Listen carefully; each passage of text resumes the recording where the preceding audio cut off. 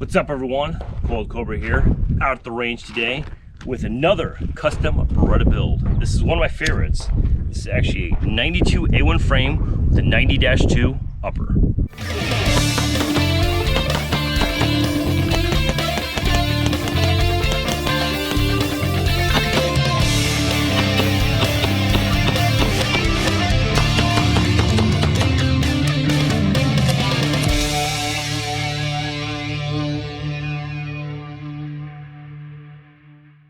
So the pistol has been refinished in Elite Blackout, and I've handpicked all the parts: the barrel, the sights, the trigger bar, the grips. These are cool, new Cobra color-filled lock grips, really accents the Cobra theme. And before I get into every single component I picked on this, let me take you back to the beginning of how it started, and we'll go through all the components after that. All right, so this is my next Beretta project. This is a 92 A1 with a 90-2 upper. You can see that right there. The two are compatible. It gives it a nice, sleeker, space-age look with the lines there. This upper is pretty worn and beat up, so it's going to be good to be sending it out for Cerakoting.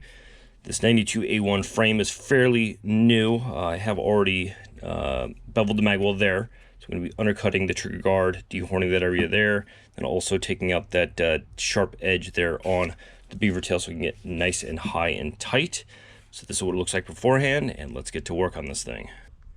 Custom 92 A1 with the 90-2 upper Cobra. All right, so this is what my 90-2 A1 project looks like, fresh from Cerakote. This is the Elite Blackout. I really like the eggshell finish on this, and it's not a true black. It's actually more of a grayish black, which I like. And all the framework that I've done to the pistol looks like it's straight from the factory. And this is what the bird looks like, all assembled and completed. The Elite Blackout finish with its grayish silver tint really complements the inox parts that I put on it.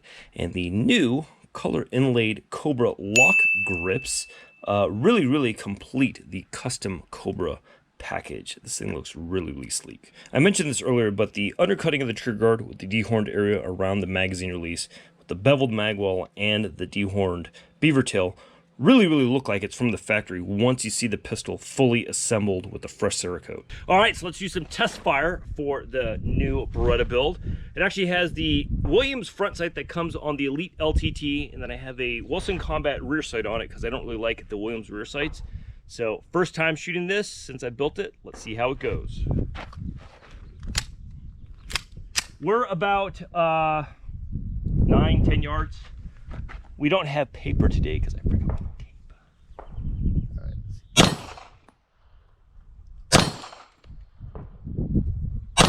Yeah. It's all right there. You're right there. And the one thing I put on almost all of my Berettas is the Langdon Tactical Optimized Trigger Bar. This one's MP3 coated.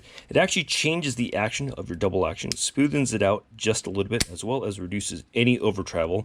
And then the single action reset on it makes it really short. So I put that in almost all my pistols, and I highly recommend them. And then the slide stop and the trigger are both inox. They're not MP3 coated. I do find that the inox triggers are a little bit smoother than the black steel triggers, and combined with the optimized trigger bar, it actually does have a nice smooth trigger pull. Oh yeah. Yeah, clear that rack.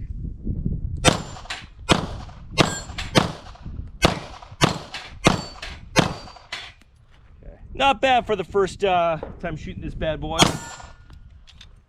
And I also put in a flush cut and reverse chrome barrel along with a steel guide rod. The guide rods on the 90-2s and 92 A1s are actually a capture guide rod system that's different than the regular 92s. And you can see that the barrel is truly flush cut to the slide. I do like the way this profile looks a little bit better than the Elite LTTs that stick out just a little bit. And then I put on the Wilson Combat extended checkered magazine release, as well as the magazine guide. And this hammer is not a Wilson Combat or an Elite hammer. This actually is the hammer that comes on a 90-2. It's kind of got a triangular look to it. I like how the profile looks with the 90-2 upper, so I figured I'd keep that on this build.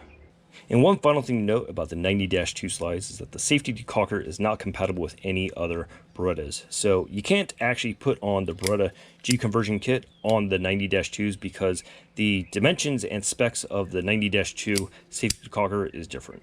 And just as a point of reference, this is what the Elite Blackout Bro looks like in this build. All right, be sure to hit that little red button right there to like and subscribe, as I have plenty of Beretta do-it-yourself content, as well as other custom Beretta videos, and I'll be having more custom Beretta videos in the future. And as always, train hard so when the time comes, you can strike like a coiled Cobra.